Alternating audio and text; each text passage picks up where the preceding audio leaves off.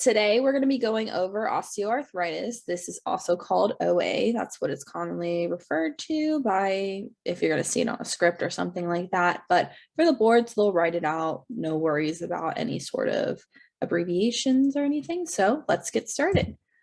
So anatomy associated with osteoarthritis, essentially osteo being bone. So it's where the bones are connecting. So at the joints. So this is going to affect any sort of synovial joint in the body. Most commonly, it's going to be affecting the weight bearing joints, so such as the hips or the knees, and that's why we see that these end up getting replaced. You can also see this in the fingers at the PIP and DIP joints, and they might get a little bit swollen. So that's one of the symptoms that we might see, but these are the common areas where we're going to see any sort of osteoarthritis. With that being said, it is the most common joint disease, so that's something that we need to keep in mind as we're looking through the boards. If they're asking a question about this, there are probably going to be a couple questions that might be like a differential diagnosis kind of thing. OA might be one of those, and the other one might be rheumatoid arthritis. So keep that in mind. So etiology, there's two different types. There's primary OA and secondary OA. Primary OA happens with the aging process, idiopathic onset. I believe that the literature supports now that at 22, you start developing osteoarthritis like in your spine and weight bearing joints. And then by 70, it ends up being prevalent enough that pretty much everybody has it. So that's why we're seeing older people come in with problems with osteoarthritis. Secondary OA can happen as the result of many different things. One of the main things is trauma. So that's why you might see that all of a sudden a younger person needs their hip replaced because they were in a car accident or something like that.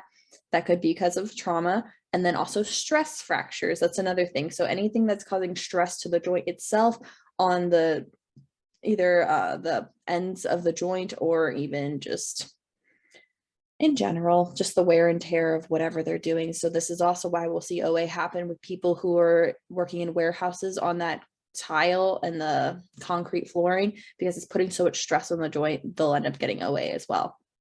Another thing is obesity will increase your risk of getting any sort of OA because of the increased weight and pressure on the joints itself. Think of the Wolf principle or the SAID principle, specific adaptations to impose demands.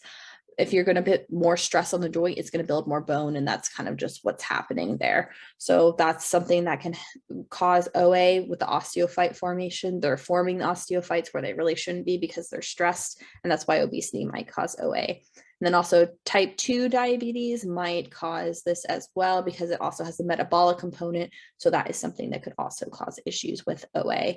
Another one is any sort of joint injuries. As I said before, those sports injuries are occupational due to either something crushing it physically with trauma or just the standing on those concrete floors all day. That could be another thing.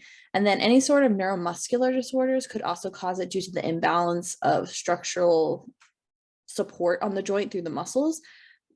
That could also cause any sort of OA happening. And this is usually with like MS and stuff like that. This is one of the symptoms that could happen because of this.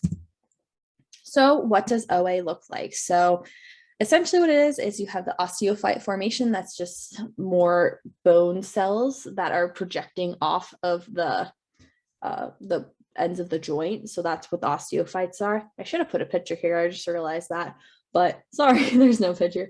I can link one later underneath this, but this is most likely, OA is most likely going to affect the knee. This is the most common joint that it's happening with. And it's a big thing is that it could be unilateral or it could be bilateral. So it could affect both knees or it could just affect one. With RA, think about this for differential diagnosis. With RA, that's usually both sides, bilateral. OA can just be unilateral, or it could just end up being both because you say, oh, I have one good knee, but then both end up being bad. So most likely affecting the knee. The symptoms and presentation you're going to see with this patient, they're going to have an antalgic gait. So they're kind of like hobbling on it. Maybe they're having like a step 2 on the steps, and they're only taking it one step at a time.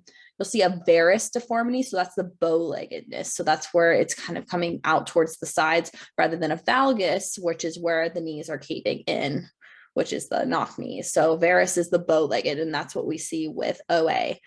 You'll also hear crepitus if it's the knee joint, you'll probably hear it there. If it's the shoulder, you might hear it there too. It's the cracking kind of sounds, the like popping almost. It's like crunchy. That's kind of the best way to describe it. So you could just have crepitus because you have crepitus. And if there's no pain, then there's no issue. But if you are having crepitus with pain, we could be thinking any sort of injury or OA. So that's something to think about. And the hands are, when the hands get OA, it's more common in women that the hands will get OA, and that's usually going to affect the PIP, so proximal interphalangeal joint. Those will end up having the Bouchard's nodes, and then at the distal interphalangeal joint, you'll have the Heberden's nodes. And so I like to think of it as B comes first in the alphabet and then H. So I think B is closer to the beginning, so closer to my body, and then H is farther away down the alphabet. So that's why I think the difference between PIP versus DIP. Then another symptom that you'll have with OA in general is going to be pain. And this is what's going to bring them into the doctor's office. And they're going to be like, doc, I got all this pain in my knee. What do I do? And that's when hopefully they're sending them to us if we have a good enough relationship with the doctor. Or maybe they recognize this themselves and come to us and a PT for direct access.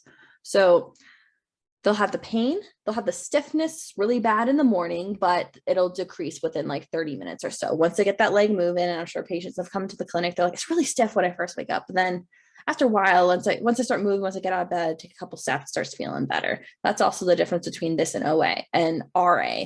So with OA, the stiffness will decrease. With RA, you'll have the stiffness for a while. So I think one of the criteria to diagnose RA is you'll have more stiffness upon first waking up in the morning for more than 30 minutes. So that's the difference. OA is less than 30, RA is more than 30. So how are we going to treat this? So we have many different ways we can be treating this. A lot of it's going to come from the doctor. So that would either be surgery, any sort of pain medication, or steroid injections. So with pain medications, usually patients can be prescribed over-the-counter medications. They might be prescribed something that is like something ending in an all. So any sort of dulls or alls at the end of the drug or whatever, that might be something that they're being prescribed, maybe not long-term, maybe it's just right after they have surgery, but something like that. So they'll be prescribed either pain medication or taking over-the-counter Tylenol and NSAIDs. Steroid injections might be something that we do. There's a bunch of different injections that you can do. With steroid injections, that's just the cortisone injections. That's the main one that you do. There's also a bunch of different types of injections that they do now that aren't steroids, such as gel injections, and those are kind of new on the market. So different ways that they can inject something in there to try to decrease pain and get the synovial fluid moving a little bit better, because it's kind of getting stuck in there as well with OA. So some non-invasive ways we can treat this, though, we can do a lot of strengthening. So strengthening those muscles around the knee. I'm using the knee as an example, strengthening the muscles around the joint. That is going to take some pressure off of it. So then they're not developing those osteophytes so quickly and it's not grinding together. I know a lot of patients come in and say, I got bone on bone. Okay, well, it's not exactly the bone touching the bone, but we're getting pretty close. But we can also do some modalities with these patients. Now, usually with something with the itis, so the osteoarthritis, the itis part, we don't want to be giving heat to anything with an itis, but osteoarthritis is one of those kind of special ones where we can put heat on them, because a lot of these older folk that have this, they just love having heat on them and it makes them happy. So if we're decreasing their pain by putting heat on them and then getting them to do their exercises, it's kind of a win-win. So we can do some heat, we can do some ice, we can do some e-stim. Those are the modalities that we can pretty much use on these patients without an issue. We can also do lots of stretching exercises just to make sure that we're keeping that range of motion, because a lot of time as those osteophytes start forming, we lose that range of motion. So we're just trying to make sure that there's still some mobility in that joint, so then they can keep living their daily lives as fine as possible until maybe they might need surgery. We can work on ergonomics with them, making sure that they're like lifting things appropriately, that they're bending down, that they're squatting in a way that's not putting a lot of pressure on like their knees or whatever joint is causing issues, just making sure that they're moving in a way that's safe and not going to put more pressure on the joint and cause more issues.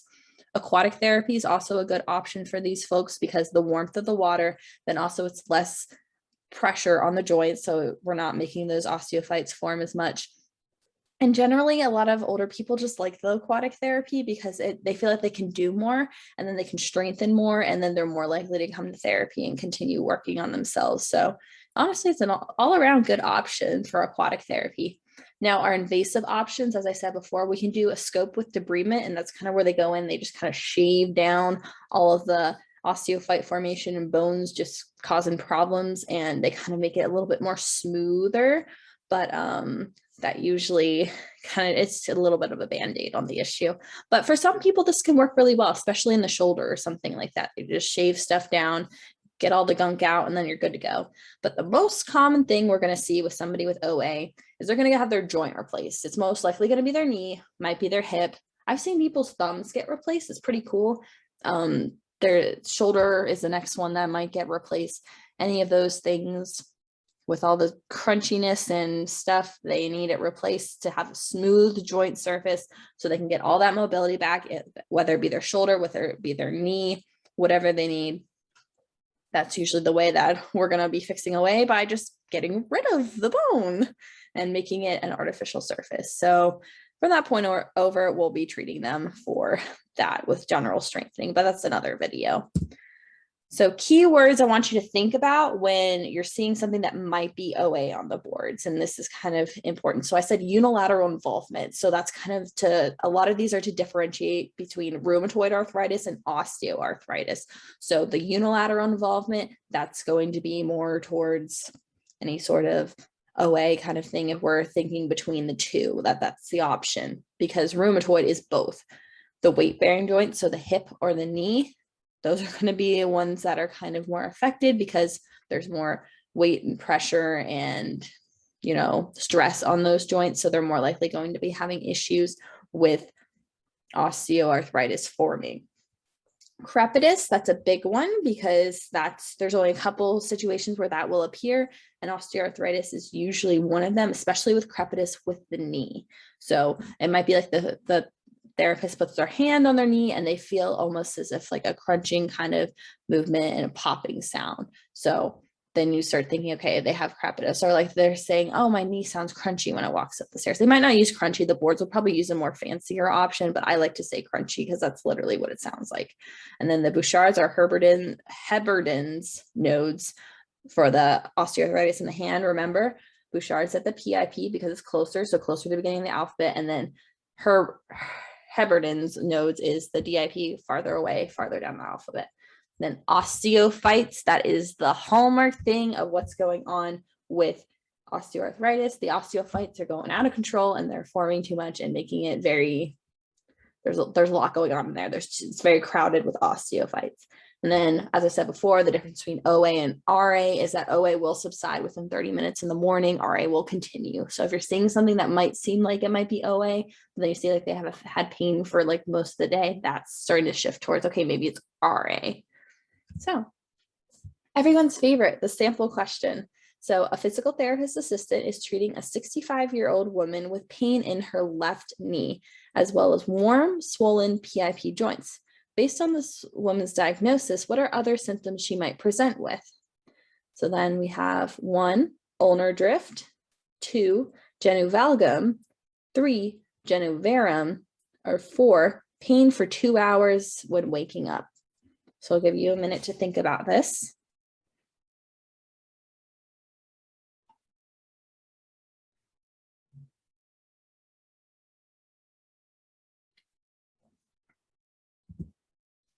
All right, so the answer is genu varum. So as you're looking at this, pain in her left knee, okay, unilateral, warm, swollen PIP joints. So that is the Bouchard's nodes. So that's OA. So you're thinking, okay, this person probably has OA. We didn't say what they had in the woman's diagnosis, but use those keywords to piece things together. So what other symptoms might she present with? Okay, so we said she has pain in her left knee. All right, let's look at the knees. We've already seen that she's got the swollen joints up here. So you're like, okay, this is probably osteoarthritis. Then you got to think, okay, so what else is going on? So ulnar drift, that is a symptom of ulnar drift. That is a symptom of rheumatoid arthritis. That's where it starts going. The fingers kind of twist towards it's. I can't even distort my hands to make it because you'll see they start like turning inwards. Genu valgum, So genu valgum, that is what the knocked knees, the knees are coming together. That is not hallmark of OA. That is more of a muscular imbalance or maybe an increased Q angle and just weakness of the muscles itself in the knee. Genu varum is what happens when you have osteoarthritis usually. So she's already having pain in her left knee, and we see that she's got other OA things going on. We're looking at the knee, it's probably OA again in the knee. Pain for 2 hours when waking up, as I said before, that's more of an RA kind of symptom. So this is a good question to think about the difference between RA and OA. And with RA, you will see the genu valgum. That is another thing that happens with RA. I forgot to mention that. So another thing, looking at this question for test taking strategies, you see that 2 of them are saying genu. So you either have genu valgum or genu varum.